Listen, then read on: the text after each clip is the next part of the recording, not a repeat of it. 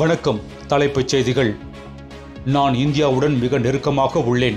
இங்கிலாந்தில் அமெரிக்க அதிபர் Donald Trump பேச்சு. தனியார் பள்ளிகளுக்கு நிரந்தர அங்கீகாரம் வழங்குவது குறித்து 12 வாரங்களில் தகுந்த ஆணை பிறப்பிக்க கல்வித்துறை செயலாளருக்கு சென்னை உயர்நீதிமன்றம் உத்தரவு. சென்னை உயர்நீதிமன்றம் வளாகத்துக்குள் இமெயில் மூலம் வந்த வெடிகுண்டு மிரட்டலால் பரபரப்பு. பிரதமர் நரேந்திர மோடியுடன் பெப்சிகோ சிஇஓ சந்திப்பு. இந்தியாவில் முதலீட்டை அதிகரிக்க உள்ளதாக உறுதியளித்தார்.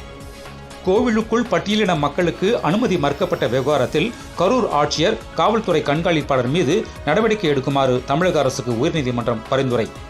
சென்னையில் வைர வியாபாரி, ரியல் எஸ்டேட் அதிபர் வீடு உள்பட 6 இடங்களில் அமலாக்கத்துறை சோதனை. பனை மரங்களை வெட்ட மாவட்ட ஆட்சியர் அனுமதி கட்டாயம். தமிழக அரசு அரசாணை வெளியிட்டது.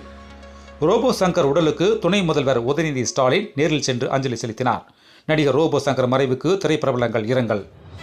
என் வயிற்றில் வளரும் குழந்தைக்கு தந்தை மாதம்பட்டி ரங்கராஜ் பொறுப்பேற்க வேண்டும். ஜாய் கிறிஸ்டில்டா பேட்டி.